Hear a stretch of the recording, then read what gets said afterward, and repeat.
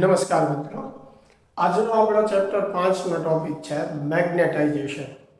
હવે વિદ્યાર્થી મિત્રો, પદાર્થમાં ચુંબકીય મોમેન્ટ ઉત્પન્ન થવાનું કારણ જે છે એ છે ઇલેક્ટ્રોનનું કક્ષીય ભ્રમણ અને ઇલેક્ટ્રોનનું સ્પિન ભ્રમણ.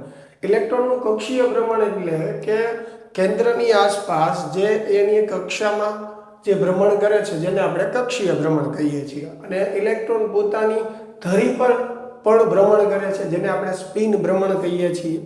આ બંને ભ્રમણના લીધે દરેક પરમાણુમાં મેગ્નેટિક મોમેન્ટ ઉત્પન્ન થાય છે. પરંતુ સામાન્ય સંજોગોમાં મોટા ભાગના જે પદાર્થો હોય છે એની અંદર દરેક પરમાણુની મોમેન્ટ જે છે એ સ્વતંત્ર એવી દિશામાં હોય છે અને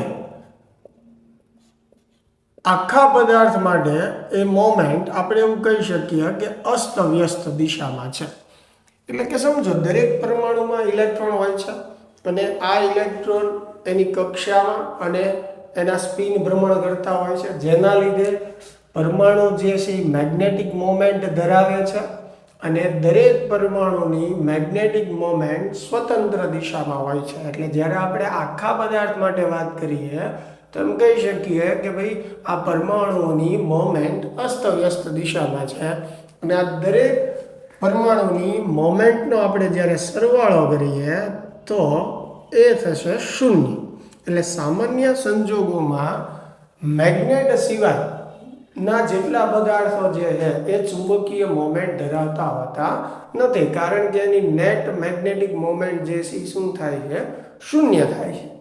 પણ જ્યારે આ પદાર્થોને બાહ્ય ચુંબકીય ક્ષેત્રમાં મૂકવામાં આવે ત્યારે આવા પદાર્થોની વર્તણૂક થોડીક અલગ હોય છે. ઘણા જે છે ચુંબકીય ક્ષેત્ર ધારણ નથી કરતા, ઘણા ખૂબ ઓછું ધારણ કરે છે, ઘણા લાંબા સમય સુધી ધારણ કરે છે.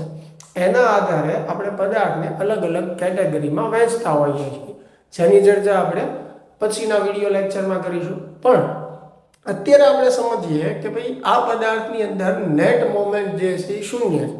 તો હવે મારે એને અંદર મોમેન્ટ જે છે એ પ્રેરિત કરવી હોય તો મારે શું કરવું પડે, બાહ્ય ચુંબકીય ક્ષેત્રની અંદર આ પદાર્થને મૂકવો પડે. જ્યારે આપણે એને બાહ્ય ચુંબકીય ક્ષેત્રની અંદર મૂકીએ ત્યારે એના પર મેગ્નેટિક ફોર્સ લાગવાના લીધે દરેક પરમાણુની જે મોમેન્ટ છે એ ક્ષેત્રની દિશામાં ગોઠવાઈ શકે છે અને એના લીધે એની અંદર મેગ્નેટિક મોમેન્ટ ઉત્પન્ન થશે. તો આપણે એમ કહી શકીએ કે પદાર્થમાં મેગ્નેટિક મોમેન્ટ ઉત્પન્ન કરવાની ઘટનાને મેગ્નેટાઇઝેશન કહે છે.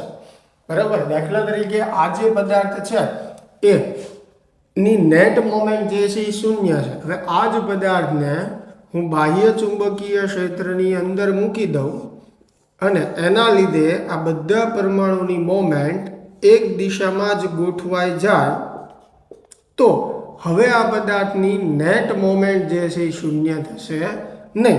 એટલે કે આ પદાર્થ જે છે એ ચુંબકની જેમ વર્તશે. તો આ પદાર્થમાં અમે શું પ્રેરિત કર્યું કહેવાય, ચુંબકીય ડાયપોલ મોમેન્ટ. તો પદાર્થમાં ચુંબકીય ડાયપોલ મોમેન્ટ પ્રેરિત કરવાની ઘટનાને શું કહેવાય, મેગ્નેટાઇઝેશન કહેવાય. એની માટે આપણે બીજી વ્યાખ્યા પણ આપીએ છીએ, એકમ કદ દીઠ ડાયપોલ મોમેન્ટને મેગ્નેટાઇઝેશન કહેવાય છે. તો આ જે વ્યાખ્યા છે એ સૂત્ર પરથી છે કે એકમ કદ દીઠ ઉદ્ભવતી નેટ મેગ્નેટિક મોમેન્ટને આપણે શું કહીએ છીએ, મેગ્નેટાઇઝેશન કહીએ છીએ. આના પરથી એનો એકમ આપણે એમ્પિયર પ્રતિ મીટર વ્યાખ્યાયિત કરી શકીએ. મેગ્નેટાઇઝેશન જે છે એ સદિશ રાશિ છે, એની દિશા જે છે એ સ્મોલ m ની દિશામાં જ લેવામાં આવે છે. બરાબર. એનું પારિમાણિક સૂત્ર બનાવવું હોય મેગ્નેટાઇઝેશનનું તો એમનો એકમ પહેલાં આપણે લખી લઈએ, એના પરથી સરળ પડશે.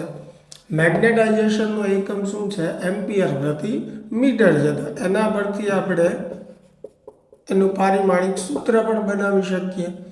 m0 થશે. હવે મીટર માટે L1 ઉપર આવશે તો -1, T0 થશે અને A1. તો મેગ્નેટાઇઝેશનનું પારિમાણિક સૂત્ર શું થશે? m0l-1 t0a1. ચાલો તો સરળ ટોપિક હતો મિત્રો. આ કોન્સેપ્ટનો ઉપયોગ નેક્સ્ટ લેક્ચરમાં જ્યારે આપણે સોલેનોઇડ માટેની થિયરી ભણશું મેગ્નેટાઇઝેશન માટેની, એની અંદર આપણે આ ખાસ ઉપયોગી છે. આશા છે કે આ વ્યવસ્થિત તમને સમજાણું હશે. મળીએ હવે નેક્સ્ટ લેક્ચરમાં.